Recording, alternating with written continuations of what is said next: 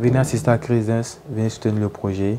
Les troupes de danse sont en train de se préparer déjà pour présenter un spectacle de qualité. Donc nous vous attendons, ça sera vraiment incroyable.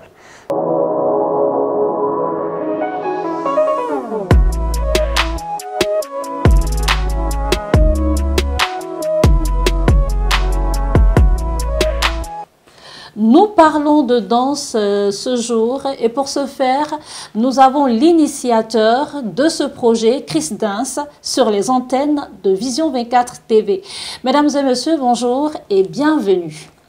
Monsieur Ngouran Menahem, bonjour. Bonjour. Alors, vous êtes l'initiateur de ce beau projet, Chris Dance. Bien sûr, effectivement.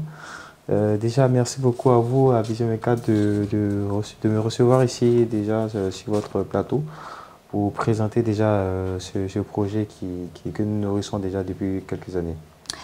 À quel objectif répond la création de MENAR et qu'est-ce qui a motivé le lancement de cette plateforme? D'accord. Déjà, il faut savoir que MENAR répond déjà à un besoin qui était très urgent.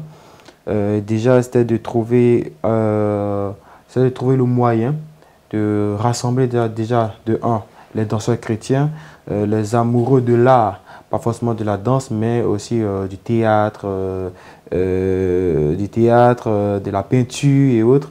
Donc déjà, il fallait trouver le moyen de les rassembler et aussi trouver des marchés pour ces personnes-là, pour ces derniers. Donc déjà, parce que le constat a été fait, c'est qu'il y a beaucoup de personnes, beaucoup de chrétiens qui sont dans le domaine des arts, mais très peu trouvent une porte de sortie. Donc déjà, il fallait essayer de trouver cette plateforme-là pour qu'ils puissent d'abord, de un, exprimer déjà leur talent à travers des événements que nous allons mettre en place. Et ensuite, de deux, aussi leur permettre aussi de pouvoir vivre pleinement de leur art tout en restant dans un cadre vraiment très chrétien. Merci. J'ai envie de savoir les principaux défis que rencontrent les troupes de danse chrétiennes aujourd'hui et comment MENAR s'efforce-t-il de les surmonter? Bien sûr, déjà, il y a les défis déjà que rencontrent ces troupes de danse déjà dans le milieu chrétien. Il faut savoir que très peu de troupes de danse sont sollicitées et sont appelées à leur juste valeur. Voilà, donc il y a des troupes de danse qui sont sollicitées mais qui ne sont pas rémunérées. Très souvent même le transport, on ne les gère pas comme il se doit. Aussi, il y a le manque aussi de sollicitation de ces troupes de danse sur des plateformes professionnelles. Donc déjà, c'est à ces problèmes-là qu'on essaie quand même de résoudre. C'est de résoudre ces problèmes-là pour permettre déjà à ceux qui aiment la danse, qui sont dans les églises, qui sont chrétiens, de jouir de leur art, de vivre de leur art, tout en restant dans un cadre chrétien et aussi voilà, glorifier le Seigneur à travers le talent. Et comment MENAR sélectionne-t-il les troupes de danse qui participent à ces événements? Déjà, on lance le recrutement. Donc déjà, quand on lance le recrutement, il y a deux types de troupes de danse qui s'inscrivent. Il y a ceux qui représentent une église et il y a ceux qui sont des troupes indépendantes. Donc déjà, les troupes indépendantes, quand ils viennent, lorsqu'ils s'inscrivent, nous, on fait une vérification. On va déjà voir les différentes plateformes, soit Facebook ou TikTok. On essaie de mener quand même quelques enquêtes pour voir s'ils sont vraiment des troupes de danse chrétiennes. Ça, c'est la première chose. Et aussi, on essaie déjà de Donc, se la renseigner. base, il faut être chrétien. Il faut être chrétien. Il faut une troupe de danse chrétienne. Ça, c'est obligatoire. Et pour les troupes de danse qui représentent une église, déjà, nous, on leur envoie un formulaire qui leur renseigne. Et ensuite, à la suite de cela, ils doivent aussi faire renseigner ce formulaire par leur responsable de l'église, soit le pasteur ou le président de la jeunesse, pour confirmer que cette troupe vient effectivement d'une église. Et nous, par derrière, on se rend dans cette église pour rencontrer le pasteur ou ses responsables qui ont été mentionnés sur l'affiche, pour s'entretenir avec eux et puis voir comment accompagner déjà ces troupes de danse-là pour participer à cet événement. Qu'en est-il des personnes qui se disent qu'elles sont chrétiennes, mais qui n'appartiennent pas à une église, mais qui savent danser? Qui sont chrétiens, déjà, il y a des personnes qui sont chrétiennes, comme on l'avait dit, mais bon, qui n'appartiennent pas à des communautés. Il y a deux raisons. Soit, la première raison, c'est que souvent, les églises accompagnent très mal, au fait, les danseurs chrétiens. Il y a des personnes qui peuvent danser pour plusieurs personnes, pour des artistes, pour plusieurs projets, mais qui ne seront jamais rémunérés.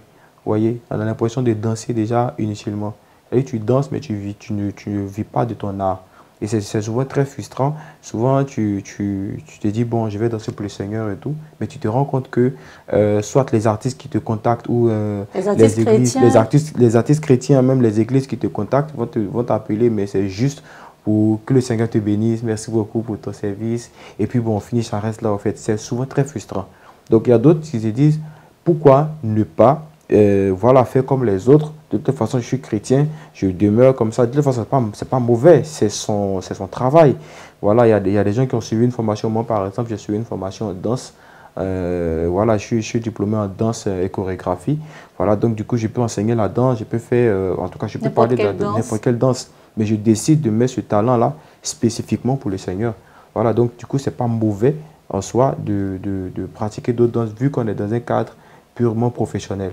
Voilà, donc si l'Église ne crée pas ces cadres vraiment, je dirais, propices pour ces danseurs chrétiens-là, pour qu'ils puissent bénéficier, pour qu'ils puissent jouir de leur talent dans l'Église, ça sera compliqué au fait de les maintenir. Ils vont forcément aller ailleurs au fait pour quand même vivre de leur art. Parce que quand tu es danseur, il n'y a pas une entreprise comme ça qui peut t'embaucher pour dire, viens, tu vas travailler dans mon entreprise en tant que danseur. Non, tu es obligé d'être d'être entrepreneur toi-même et puis faire ce qu'il faut, en fait. Et donc, pour vous, les bénédictions devraient être suivies de moyens financiers? Bien sûr, quand même. Un danseur doit pouvoir payer son loyer, payer ses habits, voilà, gérer tout ça, en fait. Donc, les bénédictions, certes, c'est bien, mais quand même, il faut quand même les moyens financiers qui accompagnent pour que ce soit encore plus efficace, au fait. Est-ce que ce n'est pas parce que la danse est mal perçue, même en milieu chrétien? Ça, c'est l'une des raisons pour lesquelles nous sommes en train de nous battre actuellement. C'est pour cette raison que nous mettons en place Chris Dance pour leur permettre de découvrir la danse sous une autre forme. Parce qu'aujourd'hui, la danse, est là, le milieu même des arts, est perçu comme un divertissement à haut degré. C'est-à-dire c'est juste pour l'amusement, c'est juste du divertissement. Pourtant, ce n'est pas seulement que ça. Vous voyez, ça va vraiment au-delà de cela. Ça va vraiment dans le milieu évangélisation. Par exemple, quelqu'un qui est en train de danser, vous êtes tout de suite capté, en fait. Ce n'est pas pour rien. C'est parce que ce qu'il est en train de faire, ça transmet une énergie, ça transmet une émotion. Donc déjà, ce qu'il fait déjà peut vous procurer, par exemple, de la joie, de la tristesse, ou en tout cas, toutes sortes d'émotions, en fait. Vous voyez, donc déjà, ça va bien au-delà de cela. Donc, ces églises, souvent, bon, souvent, on voit les enfants, on se dit, ah ouais, bon, c'est juste les enfants, ils sont en train de faire un truc, on va les regarder. Ah ouais, c'est beau, oh, vraiment, félicitations. C'est comme ça, en fait, que les églises voient souvent les danseurs. Pourtant, ce n'est pas vraiment l'image qu'ils doivent avoir, en fait. Il y a des églises aujourd'hui, comme vous voyez, qui ont réussi, en fait, à comprendre que la danse, ce n'est pas simplement qu'un moyen de divertissement, c'est un moyen aussi d'évangélisation, de communication et aussi d'un bien-être fou, en fait. Voilà, donc, vous allez voir que dans ces églises-là, il y a plus de jeunes parce que c'est dans ça, en fait, qu'ils se reconnaissent.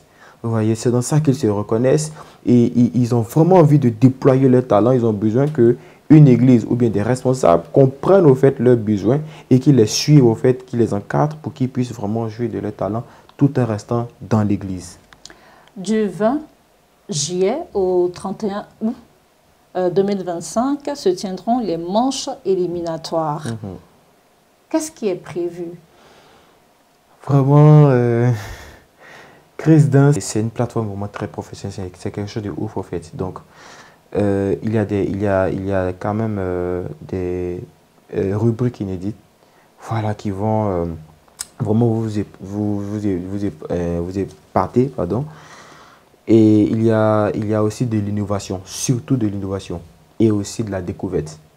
Surtout de la découverte et de l'innovation. L'innovation dans les rubriques, de la découverte du côté des jeunes chrétiens. Vous allez voir au fait des danseurs chrétiens qui pratiquent pas seulement que de la danse urbaine.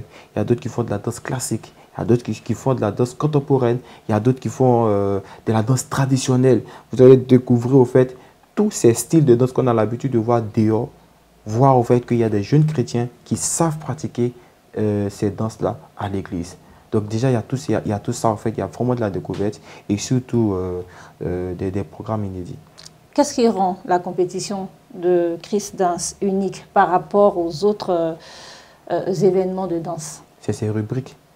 Ces rubriques déjà, c'est très différent de ce qu'on a l'habitude de voir. Vous pensez? Bien sûr, parce que ça a été vraiment, on s'est inspiré quand même, ça a été beaucoup étudié, on s'est inspiré quand même de d'autres événements pour vraiment penser autrement, au fait, réfléchir à quelque chose de quand même différent pour proposer au fait au public qui viendra assister et même ceux qui vont suivre depuis chez eux.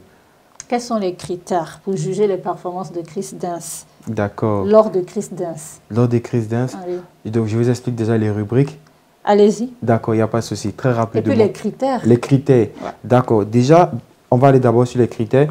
Pour les critères, déjà, c'est basé sur deux choses. La performance et le message. Déjà, premièrement... Le message derrière quoi? Le message derrière la danse que vous véhiculez. Déjà, la performance... parce que, comme je l'ai dit, il y a plusieurs styles de danse qui seront proposés par les danseurs. Donc, les jurys qui seront présents, qui vont noter, ce sont des experts, ce sont des professionnels, donc ils connaissent déjà. Donc, il y a la performance. Si vous venez présenter de la danse classique, quand même, il faut respecter les principes de la danse classique. Si vous présentez de la danse contemporaine, il faut respecter les principes de la danse contemporaine. Si vous présentez de la danse traditionnelle, il faut respecter les principes de la danse traditionnelle, mais tout en restant dans le cadre chrétien. Donc déjà, sur ce côté, il n'y a rien à dire. Donc l'année, vous allez voir déjà, si vous partez déjà sur notre page Facebook et TikTok, vous allez voir quand même quelques performances. Il y a d'autres qui ont eu à participer même en solo. Mais après, bon, qui n'ont pas pu arriver dans la finale des finales, parce que déjà, les jurys sont basés sur quand même des détails sur le volet professionnel et sur aussi le volet de la performance. Donc déjà, ça vous dit que quand vous venez présenter une danse, il faut quand même connaître sa danse en fait, parce que les jurys vont se baser dessus pour pouvoir vous juger, vous voyez, pour pouvoir donner quand même les notes. Donc déjà, sur le volet performance, voilà un peu sur les critères et tout, voilà comment ça se passe. Maintenant, sur les rubriques, ça se passe comment? C'est très différent. Comme je l'ai dit, chaque jury a un panneau. Il n'y a pas de critères de notation déjà. Donc, chaque jury a un panneau. Donc, le panneau rouge, blanc. Donc, et ces jurys représentent un point. Donc, quand les groupes de danse viennent sur la scène, ils ont droit à deux prestations.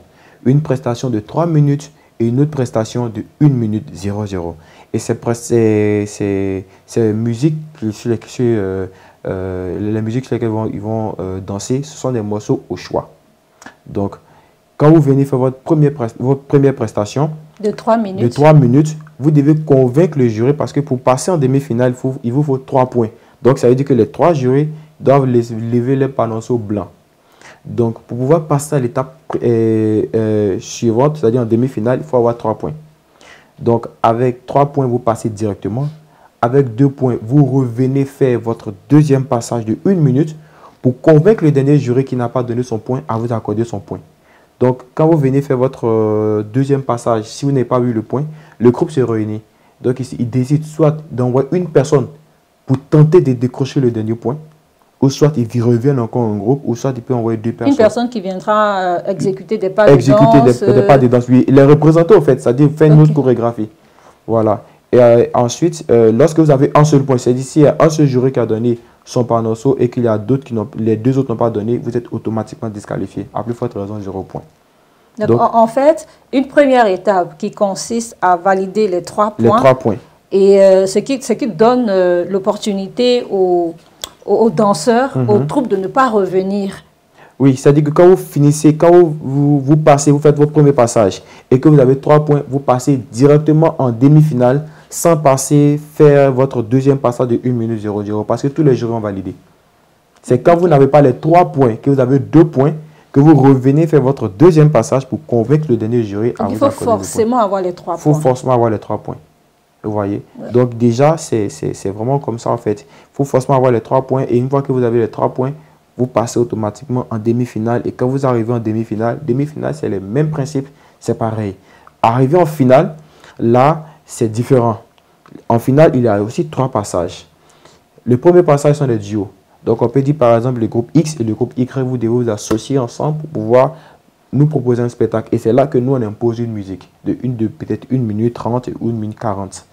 Donc, quand on vous impose la musique, nous, on vous donne un jour. On peut dire, par exemple, vous travaillez le mercredi. Donc, le mercredi, vous avez 4 heures de temps pour nous montrer un spectacle. C'est le challenge qu'au fait qu'on donne au groupe. Vous avez 4 heures de temps pour nous préparer un spectacle.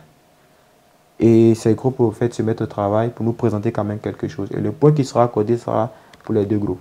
Ensuite, il y a le deuxième passage où les groupes viennent faire maintenant leur démonstration. Donc, le passage en solo.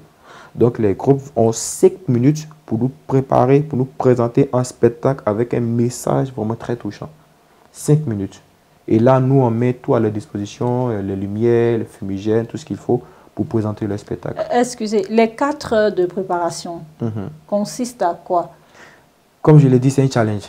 On veut savoir, on veut voir... Donc, les 4 heures de préparation leur permet en fait de revenir pour prester pendant 5 minutes? Non, non, c'est le premier passage. Le premier passage, je vous ai dit qu'il y a 3 passages. Le premier passage, la première prestation, c'est un duo. On peut dire, par exemple, le groupe X et Y s'associent ensemble pour travailler. Donc, les 4 de répétition, c'est avant. OK. C'est pas le jour J. OK. Voilà. Là c'est bon. Voilà, c'est avant. Peut-être si le spectacle, c'est le dimanche, on peut dire, par exemple, vous répétez le mercredi ou le mardi. Voilà, donc vous travaillez ensemble, vous avez 4 heures, les coachs seront là pour vous suivre, pour voir un peu comment vous évoluez déjà dans la construction de votre spectacle. Voilà, donc du coup, c'est un peu ça. Ça évite aussi la tricherie. Oui, effectivement. Voilà. Donc du coup, chaque groupe envoie ses représentants, ceux qui savent qu'ils peuvent attraper la chorégraphie très rapidement. En gros, c'est pour voir, en fait, en quelques temps, comment est-ce que vous pouvez monter votre spectacle. Et en plus de ça, comment vous travaillez en équipe avec d'autres personnes, en fait, en 4 heures de temps. Déjà, c'est pour créer un lien entre ces jeunes-là, entre ces troupes de danse-là, pour qu'ils puissent apprendre, au fait, à travailler avec d'autres personnes. Et puis, à partir de là, faire sortir quelque chose de quand même touchant, en fait, en 1 minute 30 ou en 1 minute 40. Ça dépend du temps. Et qu'est-ce qui est prévu à la fin de toute cette compétition? Bah, une très belle récompense, hein. Laquelle? D'abord, il y a une somme d'argent qu'on leur remet. Le montant. On veut savoir le montant. D'accord. Le montant déjà part jusqu'à 1 million pour le premier. Le deuxième repart déjà avec la somme de 500 000. Le troisième déjà repart avec la somme de 300 000 francs. Cash. Oui, bien sûr. Bien sûr. Et à la suite de cela, il y a d'autres accompagnements qui suivent. Voilà, actuellement, nous sommes en train de travailler déjà en partenariat avec d'autres structures qui organisent aussi des événements. Donc, ces troupes de danse là auront l'occasion aussi de sortir, de participer à d'autres festivals de danse, vous voyez, pour qu'ils puissent découvrir aussi d'autres trucs. Et puis, voilà quoi. Donc, déjà, c'est un appel que je lance pour tous ceux qui sont promoteurs de spectacles ou voilà, qui sont dans une structure événementielle et tout. Vous pouvez déjà vous joindre à nous pour qu'on puisse déjà faire la promotion de l'art chrétien ici en Côte d'Ivoire. Voilà, nous, on a des danseurs qui sont là, qui sont vraiment très prêts, qui peuvent vous présenter quand même un beau spectacle. Donc, si toutefois vous êtes intéressé, vous pouvez déjà nous contacter et on verra comment travailler ensemble. Est-ce que Chris Dance est soutenu? Pour l'instant. Là, vous êtes à la 4e édition. Pour la 4e édition. Est-ce que vous fonctionnez sur fonds propres? Pour l'instant, oui. Pour l'instant, oui, on fonctionne sur fonds propres. C'est vrai qu'on a des partenaires. Les partenaires viennent au fur et à mesure parce que chaque année, on essaie quand même de prouver la bonne qualité quand même d'événements qu'on propose. Donc, aujourd'hui, ici, avec les partenaires qu'on a, ça prouve vraiment qu'on a joué notre partition, qu'on a prouvé que la compétition, l'événement que nous sommes en train de présenter est vraiment à la hauteur. Donc voilà, si aujourd'hui on a Vision 24, ça veut dire quand même que l'événement quand même est à la hauteur. Donc voilà quoi. Donc pour l'instant, on fonctionne à fond propre. Et puis voilà, Dieu voulant, peut-être l'année prochaine, on espère que on aura aussi d'autres accompagnements, à part quelques partenaires déjà qui nous soutiennent. Je salue déjà au passage, pour ne pas faire de publicité si c'est possible. D'accord, je salue déjà M. Kwadjo Otniel qui nous soutient depuis la première édition de Chris Dance de l'entreprise Econis Group, qui est aussi partenaire déjà à cet événement, qui depuis la première édition nous soutient et vraiment c'est un monsieur que je salue. Et cette année encore, il est avec nous et vraiment c'est vraiment incroyable au fait son aide et je tiens déjà à lui dire infiniment merci. Merci déjà pour ce que vous faites et que Dieu vous bénisse infiniment.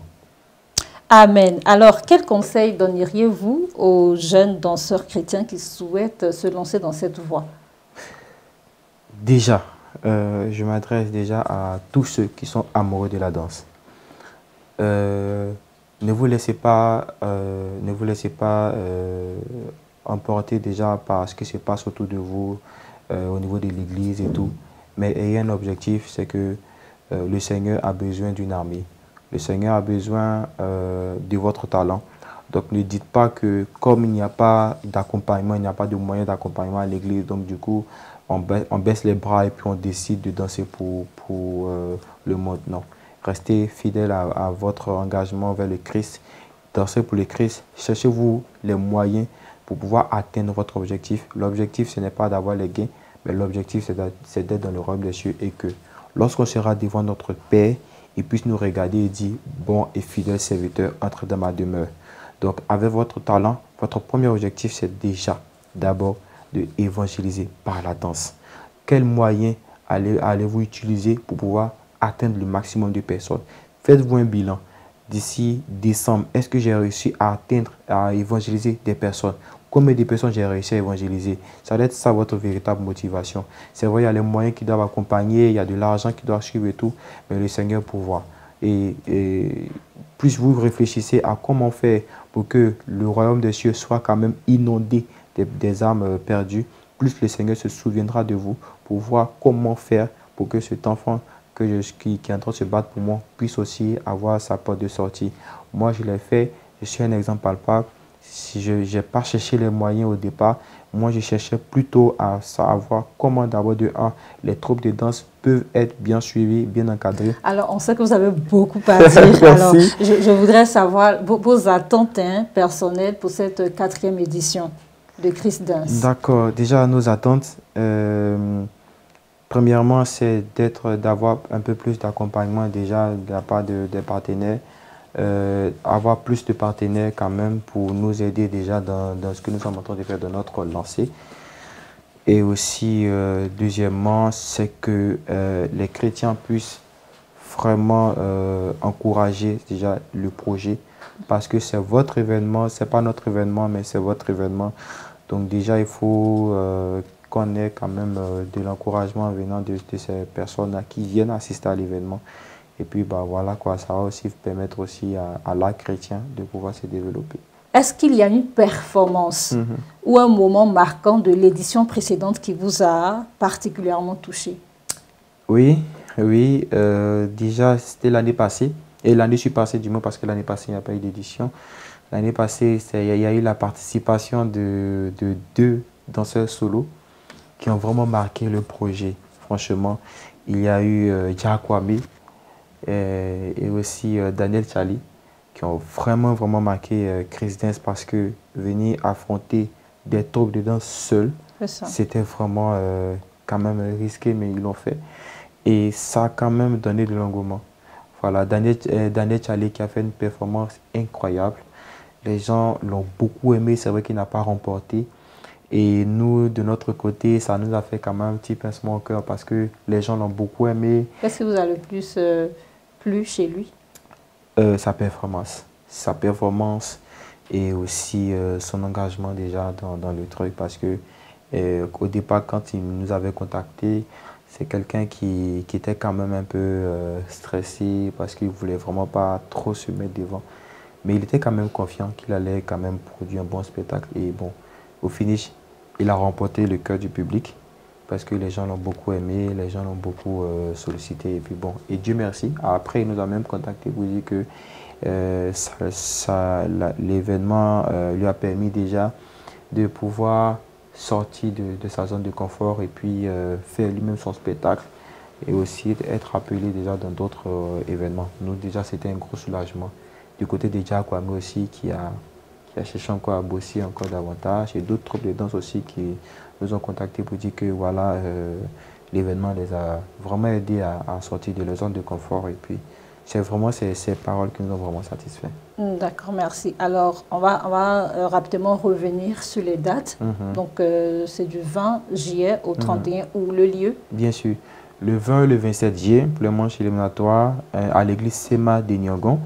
C'est-à-dire, quand vous arrivez à Le Bafouik, vous demandez aux passants l'église Sema de Nyangon, qui n'est pas loin de là. Donc, ça se tiendra le 20 et le 27 à l'église Sema de Nyangon, à partir de 16 h. Il faut être là un peu plus tôt pour pouvoir assister déjà au spectacle. Il y a des tickets qui sont en vente? Oui, les tickets sont en vente. Les tickets sont à 2000 francs.